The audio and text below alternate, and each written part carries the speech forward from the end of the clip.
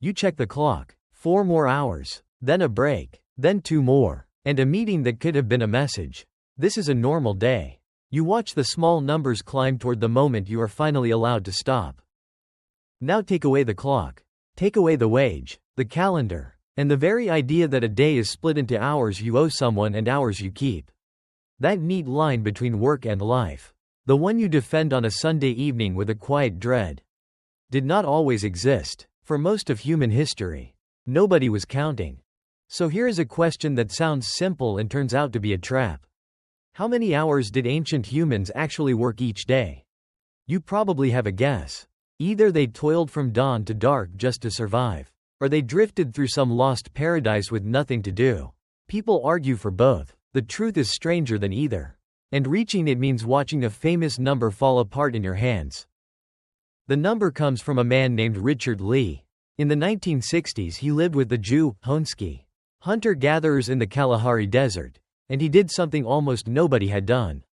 He measured. He followed people, tracked what they brought back and how long it took. And his result was startling.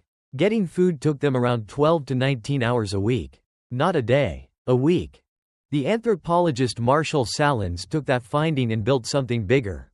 At a conference in 1966, and later in his book Stone Age Economics, he called hunter-gatherers the original affluent society.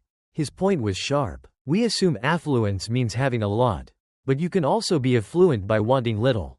And by that measure, foragers were rich, few possessions, modest needs, an enormous amount of free time. The so-called primitive people, it seemed, had solved the work-life balance that we cannot. It is a wonderful story. It is also exactly where you should get suspicious. Because look at what Lee actually counted. He measured the food quest, the going out and the bringing back. But food does not turn into dinner on its own. Someone cracks the nuts and pounds the roots, butchers the meat, tends the fire, cooks. Someone makes the digging stick and the carrying bag, and mends them, and makes new ones. Someone hauls water and firewood. And someone, always, is watching the children. When Lee added all of that in, his tidy 20-hour week swelled to nearly 40. Around 44 hours for the men, 40 for the women, which, you will notice, is just a regular job. So the first reversal arrives early. And it is not the one you were promised. They were not lounging in paradise. The famous low number was real. But it had counted one slice of the work and called it the whole. And that should bother you. Because you do the same thing. When you picture your work, you picture the desk and the official hours.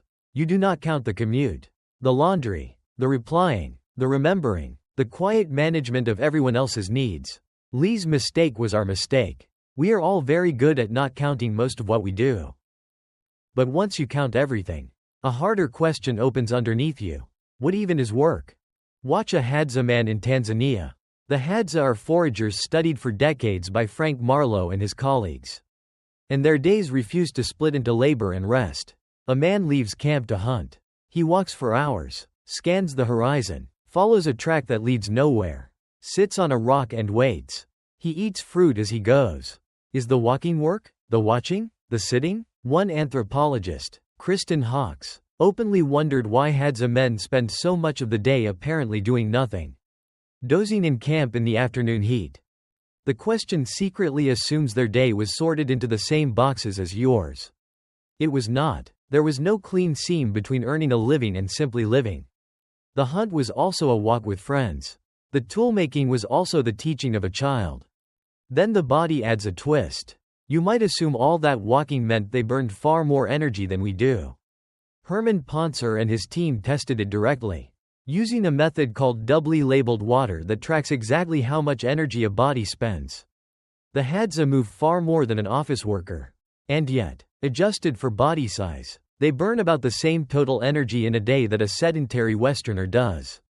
Their bodies hold daily energy to a budget, trimming elsewhere when activity rises. The cartoon of the ancient human as a perpetual survival machine quietly falls apart. So we have lost the easy paradise and the easy hell. What is left is the deepest reversal. And it belongs to the anthropologist James Sussman, who spent 30 years among the Jew, Honsky. His argument is that the whole question stands on its head. We treat work as the natural center of a life, the thing that hands you meaning. But for most of human existence it was not. People worked enough to meet their needs. And their needs were not a bottomless well. The belief that you should keep working past the point of enough is not ancient at all. That belief, Sussman suggests, arrived with farming. When humans began to plant and store, they made something foragers lived without. A surplus that could be hoarded, owned, and defended. A full granary is a promise and a prison. It rewards more labor. It can be stolen. And it must be guarded. Scarcity became more of an anxiety after people had more, not less. The clock you watch, and the dread you feel on a Sunday night, are not echoes of the Stone Age. They are echoes of the grain store. So how many hours did ancient humans work each day? We have no stopwatch from the Paleolithic. And the Jew, Honsky and the Hadza are specific living people. Not a frozen snapshot of every ancestor. Something anthropologists argue about fiercely. But across many forager studies the shape holds. The food quest was often startlingly short. The full web of daily labor was much longer. And the line between working and living was faint to the point of vanishing. The most truthful answer is that the number you came looking for is partly something you invented. They had no workday, because they had no wall to lean against and resent. And that is the mirror. You did not inherit the 8-hour day or the weekend from distant ancestors. You inherited them from a much more recent fight.